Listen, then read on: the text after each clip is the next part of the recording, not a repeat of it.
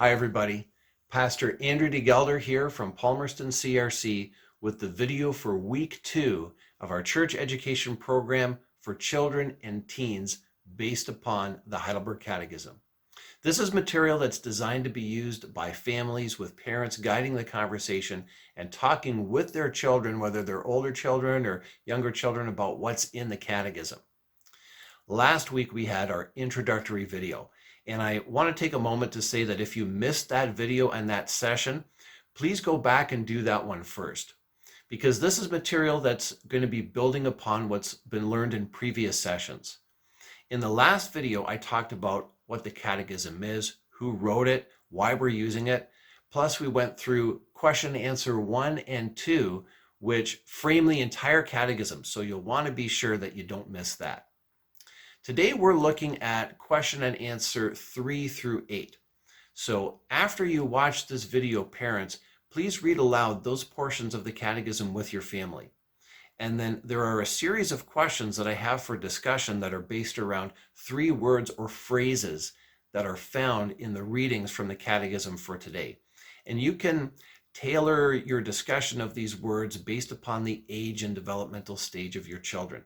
Or even if you end up talking about other things that are in the Catechism, that's fine as well. Okay, so let's start with the first word, misery. Probably everybody can recall a time in their life when they felt miserable, maybe when they were sick or something bad happened. Ask your children if they can remember a time when they felt miserable and if they have a story about that. What did that feel like? What led to their misery? So that's your first talking point. Really try to clarify with your children this concept of misery. Now, the second word is sin. Ask your children if they can define what sin is. Now, sin in essence is rebellion against God and his law, which is covered in question and answer 3 and 4. What I'm hoping that you can do is explore with your children this connection between sin and misery. This is important because in popular culture, the way that the word sin is used, if it's used at all, is often not helpful. So, for example, chocolate cake can be described as sinfully delicious. Sin is kind of trivialized as something naughty but fun. One of the things that I love about the Catechism is how it pulls back the curtain on sin and reveals it as the ultimate source of our misery. Question and answer 6 talks about how we were created good and in God's image, in righteousness and in holiness, so that we would know God and love him and live with him in eternal happiness. That's what we were made for. And that's why sin makes us miserable. Sin ruins everything. Sin isn't the thing that we really shouldn't do, but we do anyway because it gets us somewhere.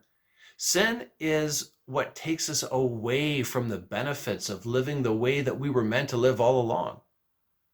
It's so important to get our thinking right on this. So really explore this concept with your children about how sin and misery are connected.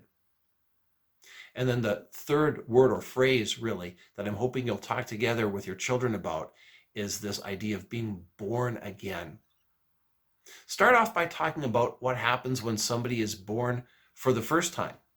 It is a major transition from life inside the womb to life outside the womb.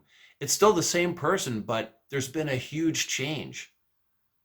That's what Jesus is getting at when he spoke of being born again in the Gospel of John. We who are Christians are hugely different from how we would otherwise be were it not for the Spirit of God working in our lives. Our worldview is different, our behavior is different, our eternal destinies are different. And this difference isn't something that comes from ourselves. It comes from God. Make sure that your children know that being a Christian isn't something that we try hard to do so that maybe God will notice us. God has already noticed us. More than that, he created us. He loves us. He saved us from our sin in Jesus Christ. And it is his Spirit that works in us to bring us to faith in the first place. And so the Christian life is much more about cooperating with the work that the Holy Spirit is already doing than it is about trying to get God's attention. Well, hopefully that's enough to get a conversation going with your family this week. Parents, enjoy this time with your family, talking about these important things. This is Pastor Andrew DeGelder from Palmerston CRC, wishing you a fruitful time of discussion with your family this week.